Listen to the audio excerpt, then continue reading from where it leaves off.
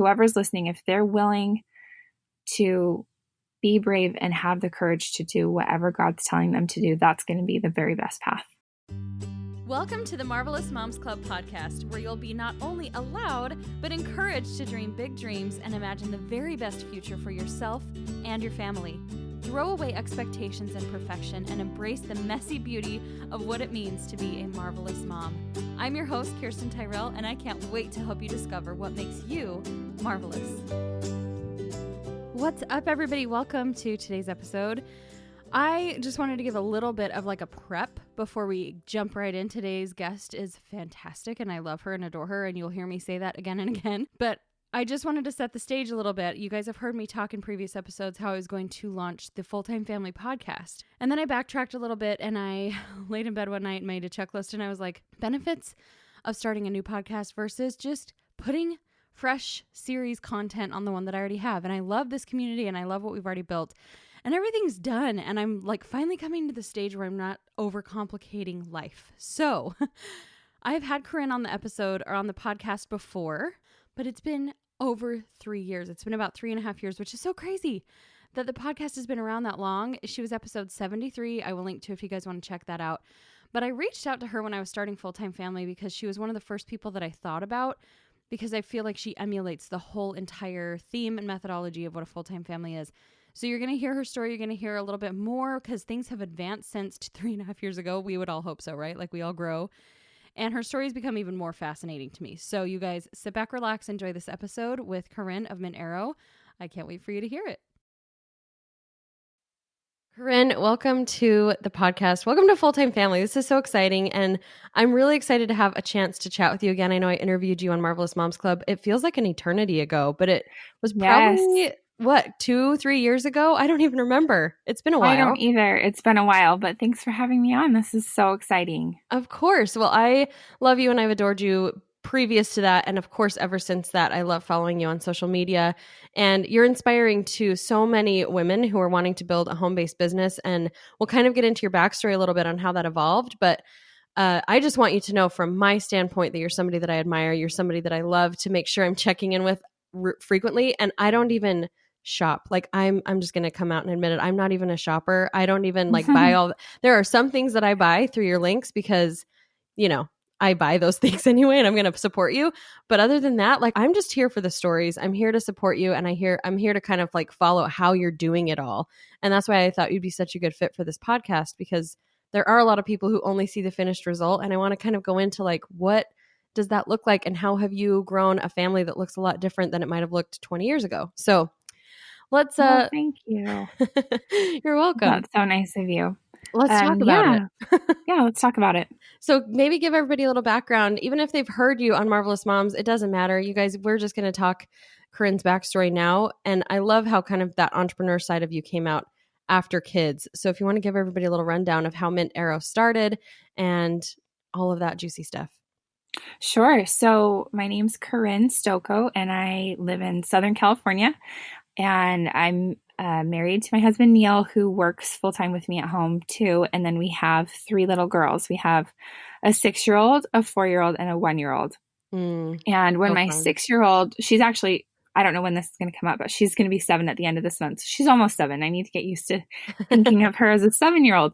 But anyway, she, when she was born in 2012, I really struggled with postpartum depression. And so at the beginning of 2013 in like January, I decided, actually even before I decided to do a blog, I was just trying to get out of the house, not sit in my pajamas.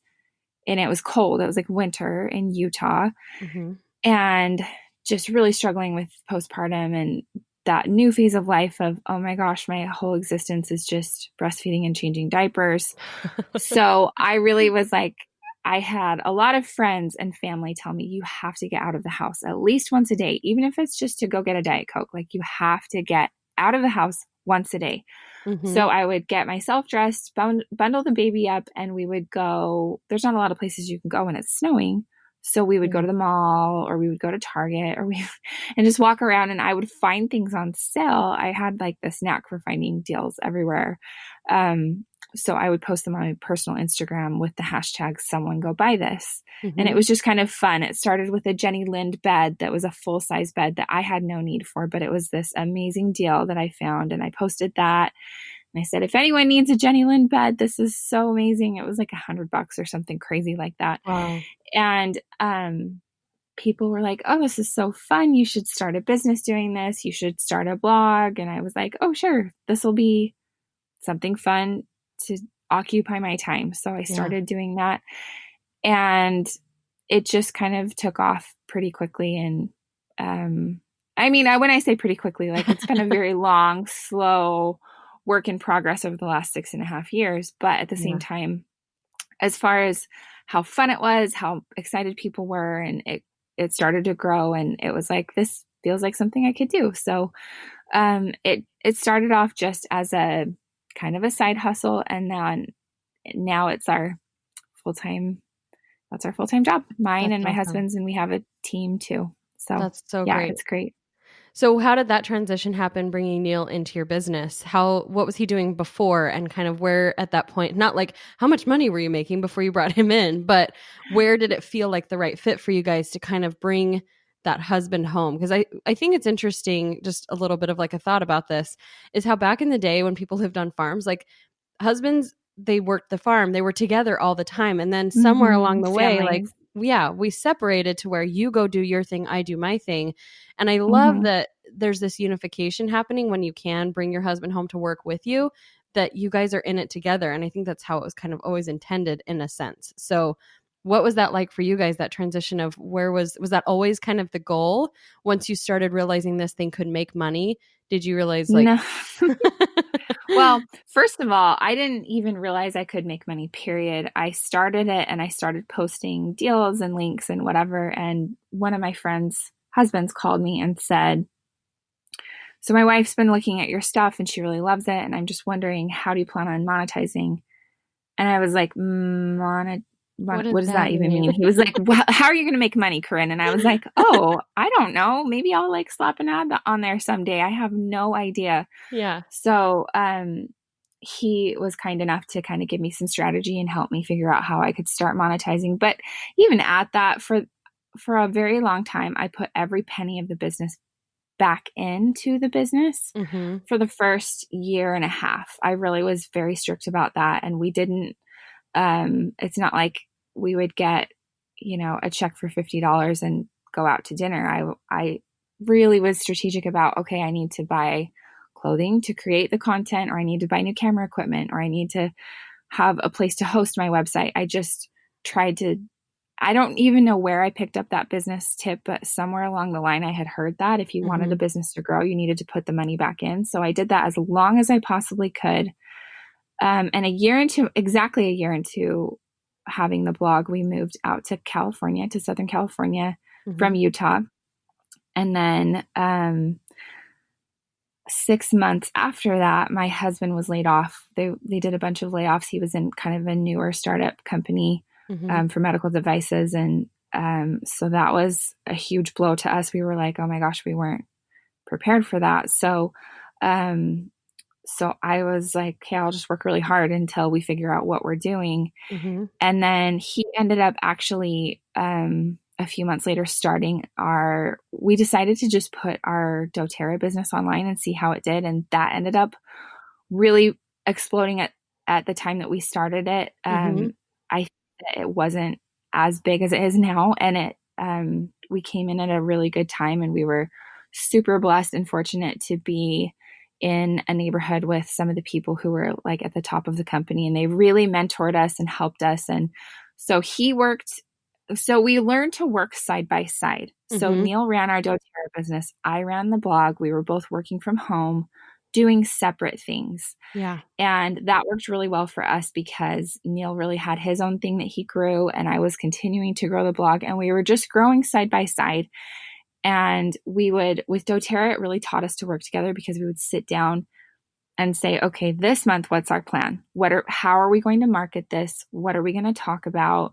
And we would come up with a plan, and then I would do just the content creation, and then he would execute on the rest of the business side. Like Mm. I still to this day don't even know what if I were to log into our doTERRA backend, I wouldn't even understand it because he always ran that part of it.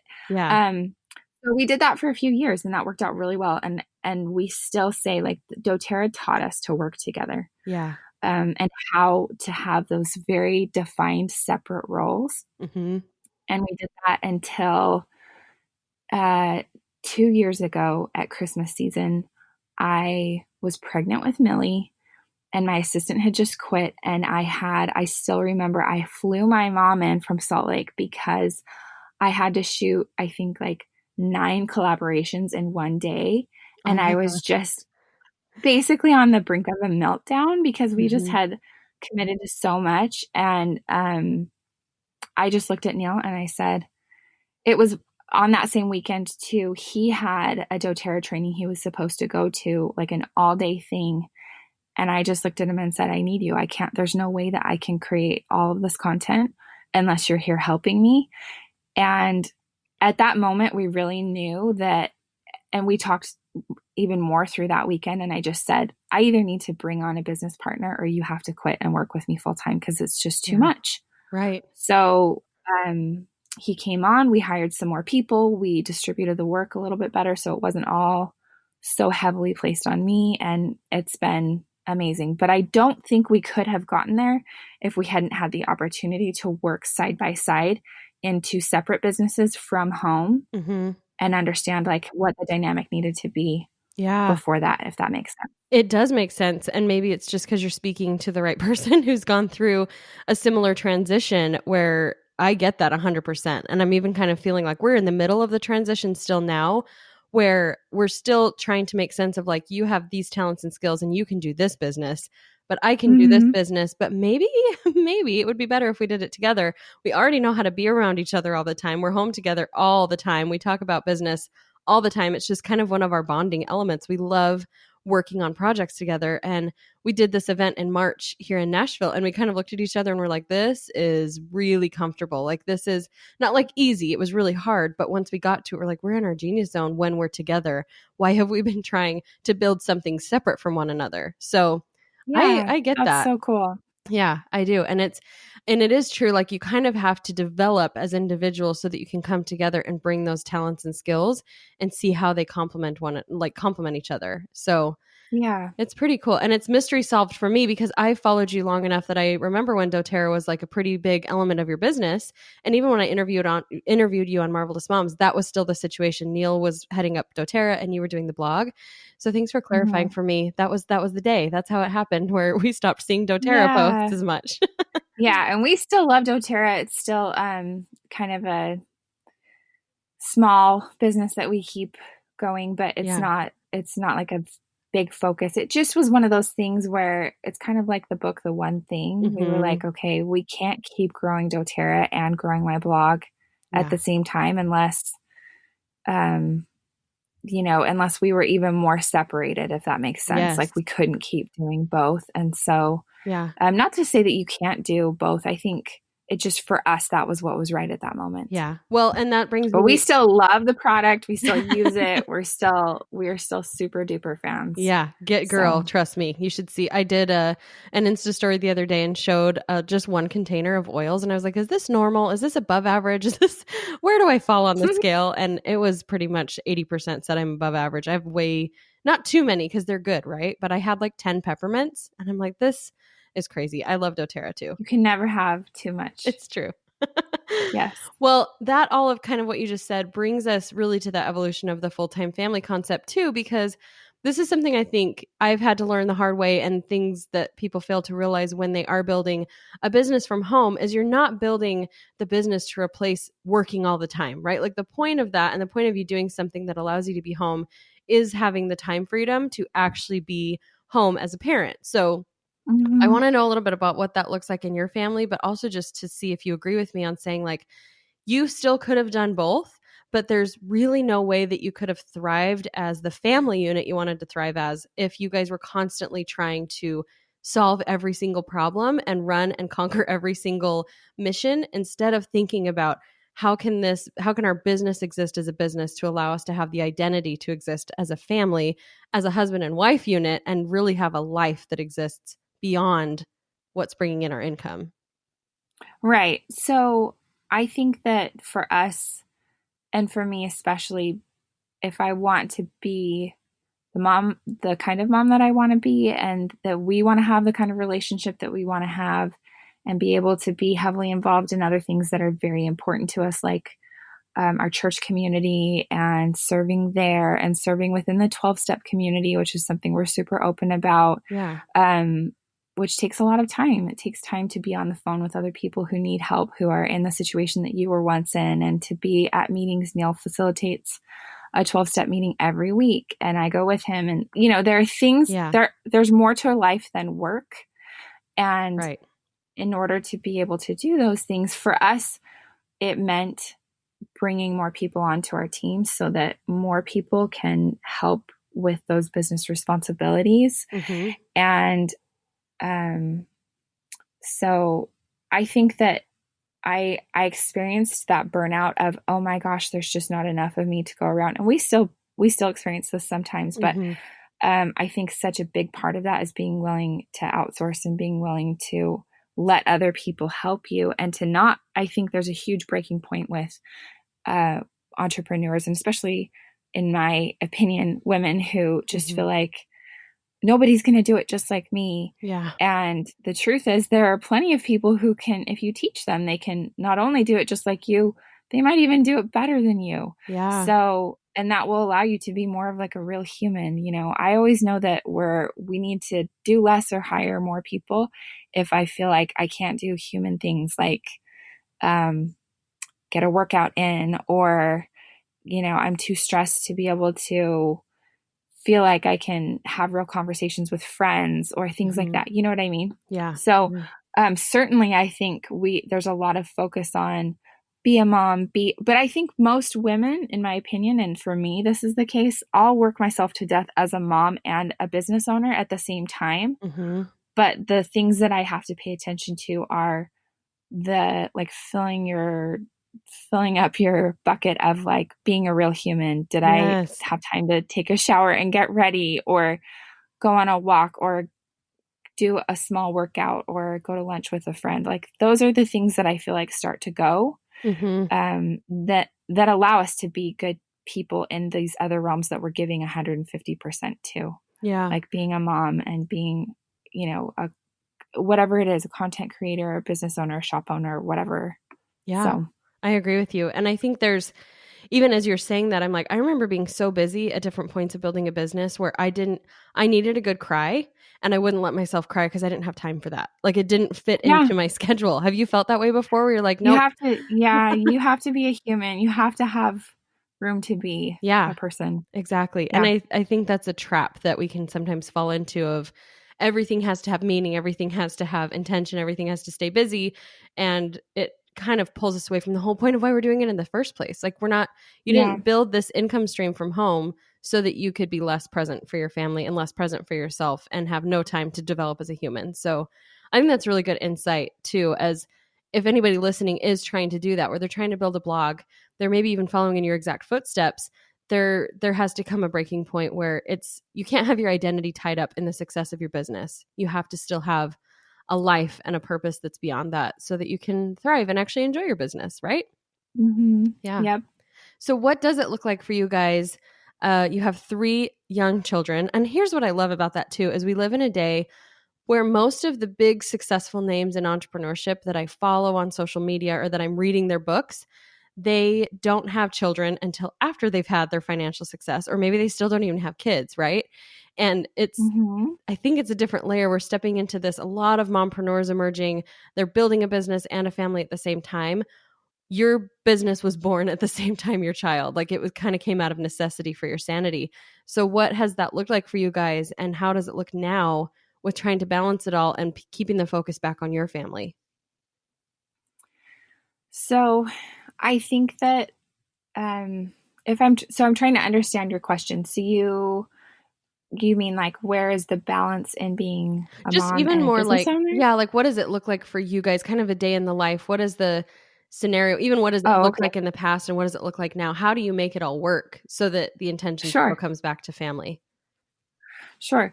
So I think that for us, our number one, and so this is even a little bit of a tangent to your question, but Yeah. for me, the number one thing is to always stay spiritually strong and to make sure that I am really diligent about reading my scriptures every day, about saying my prayers, about keeping my personal religious observance. Yeah.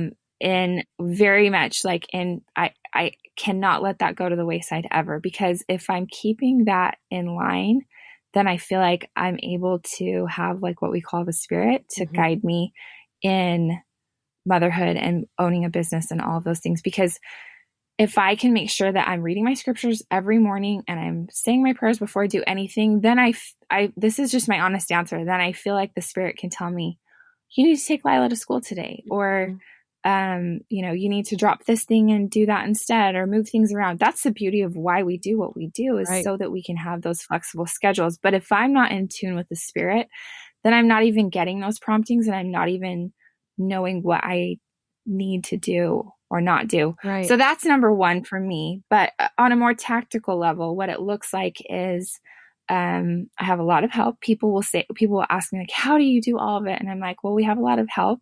My husband works from home full time. So that looks like he's able to run our girls to school a lot of mornings, although that's been a luxury. Like, ironically, it feels like a luxury to me when I get to run my girls to school. And I love that one-on-one time with them in the car. And we've never participated in a carpool for that reason, because I love that I get to throw one of them in the car and drive them to school and just have them in the car to ask whatever I want and catch up with them. So anyway, so Neil's at home. We have a nanny that helps us.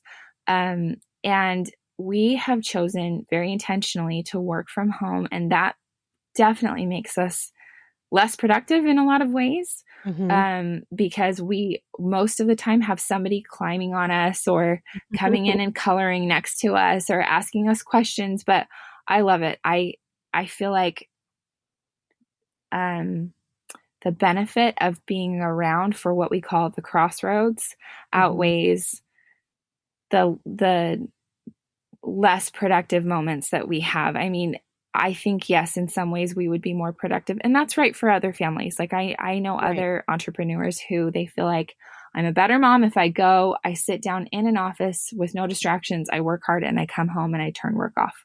I totally understand that. For us, it feels more right to be around our children more. And like I brought up that word crossroads, there was a talk given, and I wish I knew exactly who gave it, but it was just something that we've talked about a lot, where they talked about like being at the crossroads for your children. So when they leave for school and when they come home from school, and like in the summer, eating lunch with them, having them come sit at our work desk and color next to us, like those things are a really big deal to us. And then they even work with us sometimes in the business. My girls are sometimes in photo shoots. It's always a choice for them. I always ask them, do you want to participate in this, before I accept a campaign that has like a requirement to have my children in it. And they can say yes or no. If they say yes, they get paid. They love that. So we give them $5 per photo shoot. And then the rest of the money goes into an account that they'll have later on when they're adults. But That's awesome. yeah. And then they have a little bit of money to learn to save and to tithe and to spend on what they want, which really solves the problem of going to Target and like, oh, I want this, I want that. And I just look at them and say, did you bring your money? And if they say no, I'm like, oh, dang it, I hate it when that happens. You'll have to come back later. So it has really created, especially in my oldest daughter, she's always begging me to be in a photo shoot or to have work to do. And I mean, and I put her to work in the traditional sense of, here, if you wipe these windows down, then I'll pay you $1 or whatever. We do stuff like that too, of course. But I think it's great that our kids have watched us work and they understand the value of work and the value of earning $1. And so I feel like a lot of these things where, in a traditional sense, a lot of people leave, they go away to this mysterious place called work, they come home and the kids don't really see what's going on. I guess for better or worse, our kids are that's just part of their life. Yeah. And they see it and they're in it. And it does create, an opportunity for them to see us working hard, and they know when we're sitting at our computers, they know what we're doing. They know that it's work. And then Mhm. when I close my computer and I walk away, that I'm done working. Yeah. Wow. So, I love that. It's kind of it's interesting how it all plays in line, and that's how I really hoped this would happen here on the podcast and the various guests that we have on. It's the word that comes to mind is immersive, right? Like instead of segregated, this is what happens this time, this is what happens this time, this is a responsibility and a role that you never really see happen. Like everything's immersive, and you're acting as a guide to your children instead of just the authority figure who's there to like provide the income and feed the food. It's we're living this existence together, and you don't have that many years where your children want to be around you. Everybody keeps telling you, like, yeah, don't worry, they're going to be teenagers soon and they're going to want nothing to do with you. And that makes me so totally. sad. And I feel like the way you kind of develop that maybe they will want to be around you when they're 14 is by wanting them to be around you when they're little. And I think there's such a sad, strong narrative about like, oh, I need a break from my kids. And I'm not saying like we should just be martyrs and be miserable and never have time for self care. But I think it's more of we need to want to surround ourselves with the people who matter most. And that's really, you're speaking to the right audience and saying that, like this is the mission of this podcast of what I'm trying to do is we do need to bring focus back to family and whatever that needs to look like in your individual home, however you're immersing yourself in their childhood, however you're immersing their childhood into your life. Like we were sent here together in families with the specific people we're with for a reason. They're yours for you and you're theirs for them. you know? Yeah. And I think it's so important. I think probably people listening to this are going to, it's just natural to compare and think Mhm. like, well, my life looks like this, or I think this should be that way, or maybe they would be better off, whatever. Everyone's situation looks different and feels right. And there just have been certain things that have really felt right for us and other things that we've tried and we're like, that doesn't feel good. Yeah. So you just have to do what feels right for you. And that again brings me back to my original answer of my top priority is that spiritual connection with God. If I don't have that, then I feel like I'm not being guided. And that's where every single major pivot we've had in our career and in our family has been because we've tried to be in tune with the Spirit. And so, our move out here came because of one of those Mhm. like promptings to, okay, you need to move to Southern California. That's literally why we moved out here. No other reason. And then just all those, like the pivots that we've had, like I talked about Neil working with me full time on Mint Arrow. And then even like when we've talked about, should we get an office space and then deciding, no, we need to be here. And, just little things like that. Or even like, there was a time where our kids were eating lunch like at the park and out for longer than we were like, oh, like the whole point of us being at home is so we can be around them. We want them to come home and eat lunch Yeah. during the summer instead of being like out all day long. Right. So just little things like that we just try to go by what feels right and what we're feeling prompted in the moment that we need to change or pivot or be willing to do. Yeah. Yeah, I love that. And I feel like the answer initially was longer, so I didn't come back to that spiritual alignment component, but it is so important. And I can agree with that and I can support that and tell everybody listening too that is a huge way that we kind of guide our lives. We've had a lot of really weird pivots as well, and none of them make total sense unless you just know we relied on the Spirit and we followed what God wants us to do. And I had this thought as you were saying this, how people tend to compare and they contrast and whatever.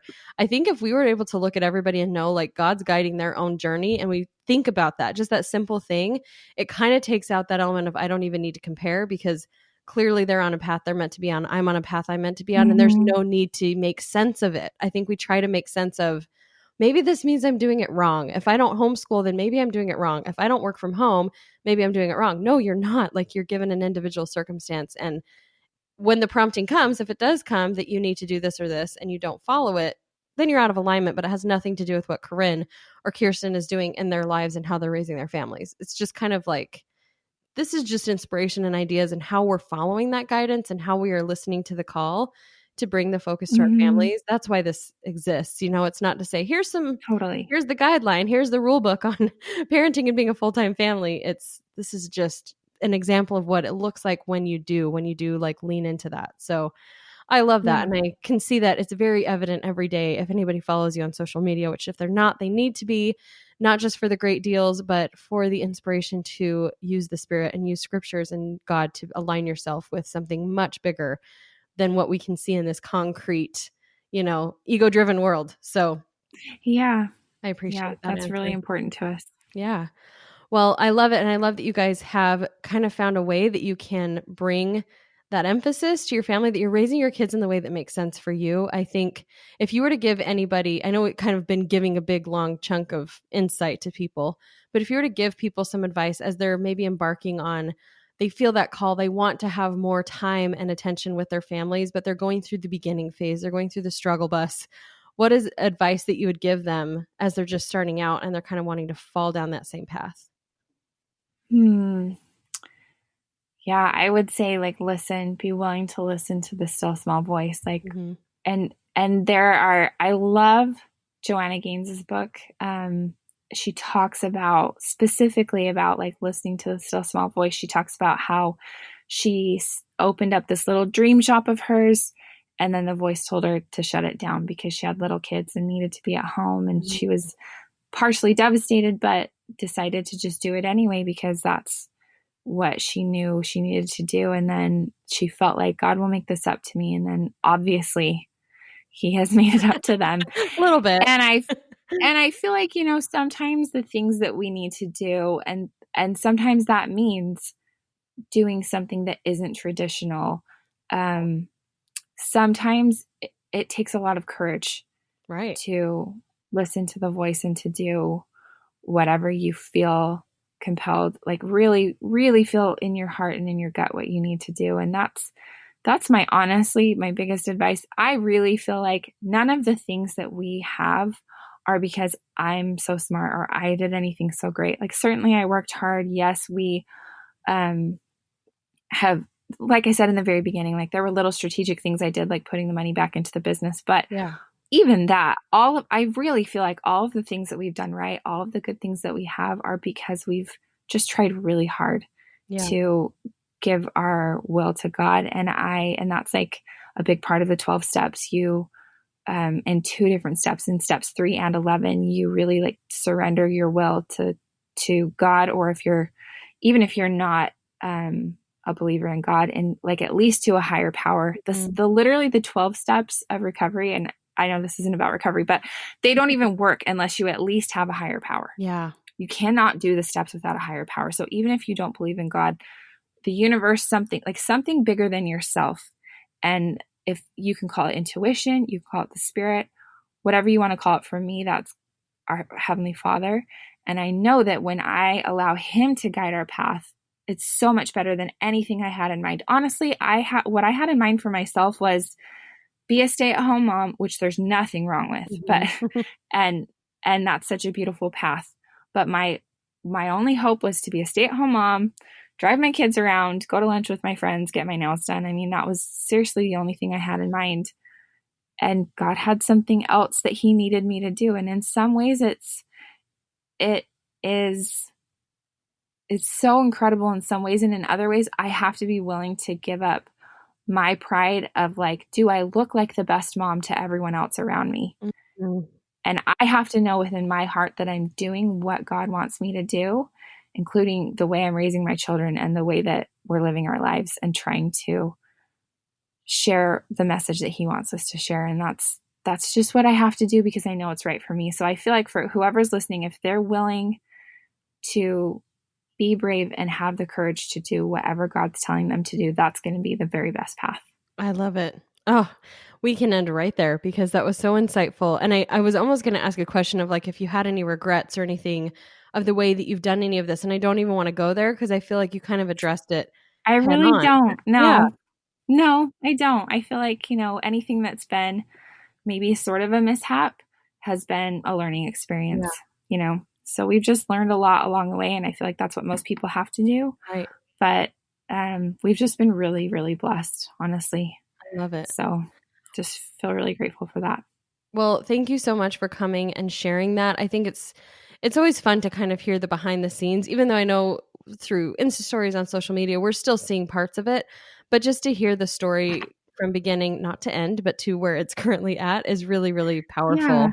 So I appreciate you coming on here and sharing that with this brand new audience, this family, I guess, that we're creating, that we're really trying to bring the attention back to what matters. And I see you as an example of that. So I appreciate you sharing the backstory.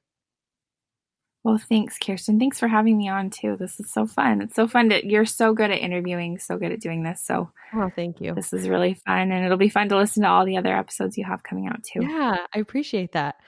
All right, guys. Well, thanks for tuning in. We'll see you guys on the next episode. And Corinne, have a wonderful day. Thank you. You too. Thanks. Thank you so much for listening to this episode. If you want to take action right now, you're feeling inspired and you're feeling enlightened, and you really want to own this role as a marvelous mom, go to the website marvelousmomsclub.com/me and create your own personal Marvelous Moms manifesto. That is a tongue twister. marvelousmomsclub.com/me. You go fill in some great information, and in the end, you'll have a beautiful manifesto to display where only you can see, or the whole family can see, where you can really, really own your role as a marvelous mom and step inside those goals and those ambitions and dreams that you have to become an even more marvelous mom to your beautiful family. So again, marvelousmomsclub.com/me. We will see you over there.